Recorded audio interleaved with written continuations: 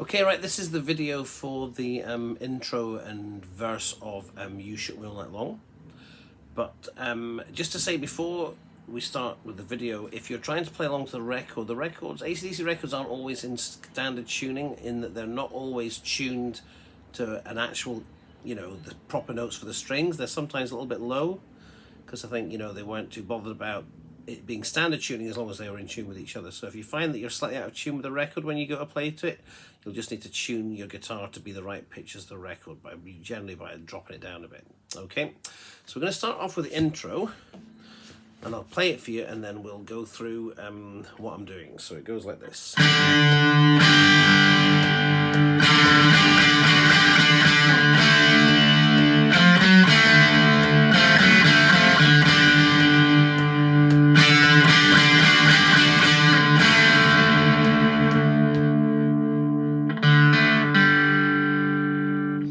Okay, so we start off, this is, your standard D shape here. You're going to start off on the 7th fret playing that D shape. That makes it a G chord. But you're playing the open D string, and you're really just playing the G string and the B string. You don't ever really touch the E string when you're doing this, okay? And in fact, you don't even fret it with that finger, because you'll need these fingers to do this bit up here. So you start off open D, 7th fret of the G string, 8th fret of the B string, and that's your first chord. Then your pinky comes up to the 10th fret of the B string, 8th fret, 7, 8, 7, all in the B string, and then 7th fret of the G string, and then you're coming down to a standard D chord there. So that's 7, G string, 8 B string, open D string, 10 with your pinky, 8, 8, 7, 8, 7. So you're playing the 7th fret of the B string, and then you just play the 7th fret of the G string.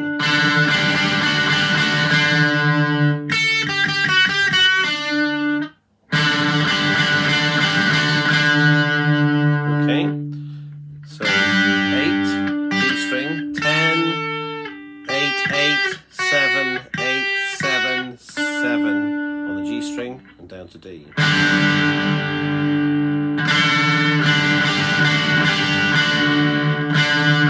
And then you're down here on the D string, so you play the D chord. Again, you're not playing the bottom string, the top string, the high E string. Now I'm playing that with my first finger and my third finger, because that leaves these two, my third and my pinky, to do this little riff on the D string after you played it. So you go play the D chord, but just the D string, G string, B string, and then 3, 4 on the D string, open, 3, 4, open, and then a 3 and a pull off to the open thing, open D string. So open D, so all play together though. I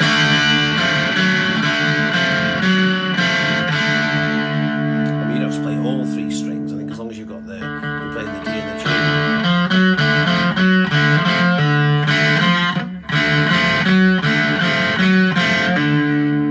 I suppose you could try doing like that. You could do the first and second fingers and then slide your third up.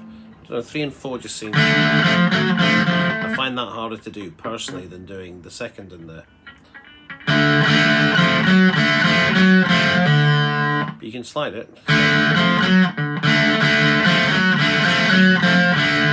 So whichever you're more comfortable with for doing, okay? And then you're back up here again. Oh, sorry. 7th fret. Repeat the same, that opening thing, that opening lick.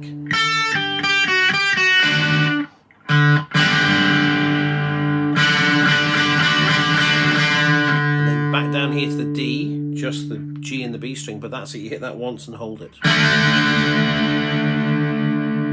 I'm going to tap my foot and let you hear what it sounds like with the beat, so because you're hitting it off the beat to begin with, so it's 1, 2, 3, 4.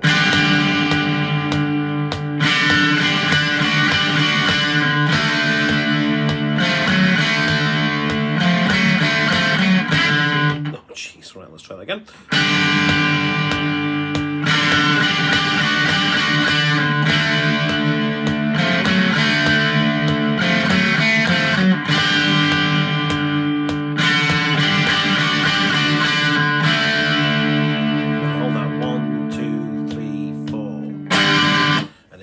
chord.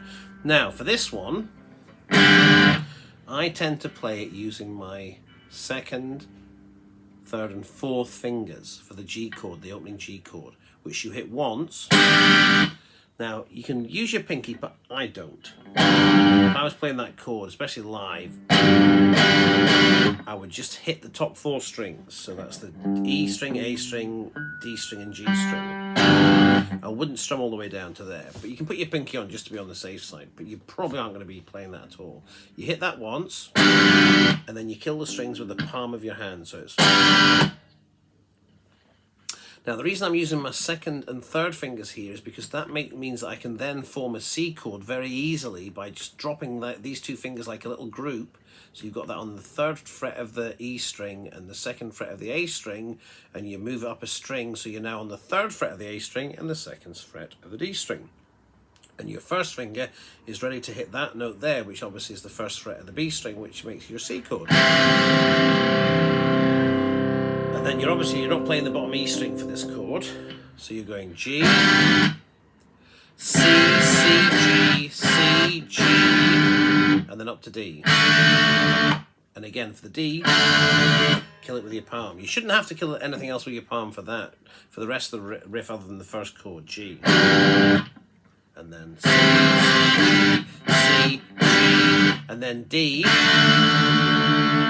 And now what I'm going to do is I'm going to play another version of G, which is using your bottom 2, your 3rd and your 4th finger on the 3rd fret of the B and the G string, E string, sorry, the high E, and your 2nd fret here on the G string, because that's a very easy change, because it means that your first finger is available to make this chord, as opposed to that, which is quite a big jump, the standard G, which is like that shape.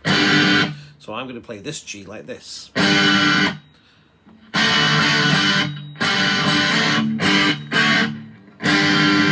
So the first part of the riff is changing between G and C, and the second part of the riff is changing between D and G. So remember, and to kill it, so you're going to kill it. Now you can play the chord, the first G like that, and then you can play the C like this, because again, you're probably not going to be playing these high notes at all when you're strumming this riff. So you could play it like that.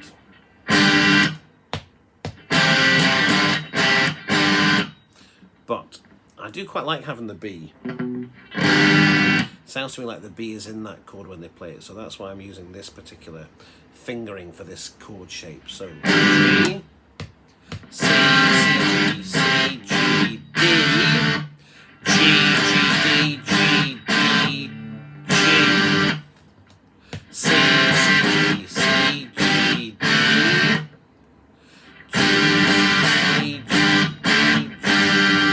and again, not really worrying too much about the bottom strings here. You're not really playing these strings at all. It's like much lower down. It's a chunkier riff than that, okay? So just go through. So if I tap my foot, you're hitting the first chord on the beat, 2, 3, but the second one is off the beat. So you hold 2, so 1, 2, 3, 4, and then into the next one, and I can't count that and play at the same time because my brain doesn't work that well. So C, C, C, D,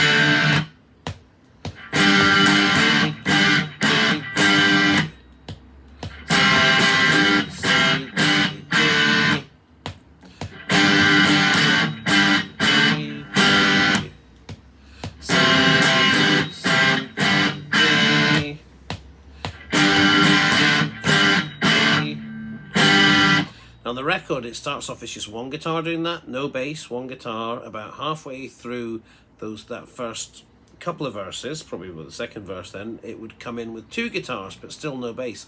The bass doesn't come in right till the end of the verse where it goes. Oops, better do it right.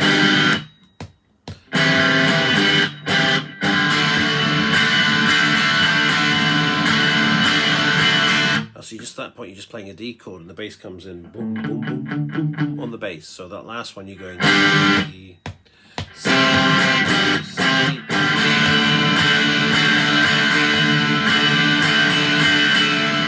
and that's you then going going into the chorus. So I'll stop that there and do the chorus for the next video.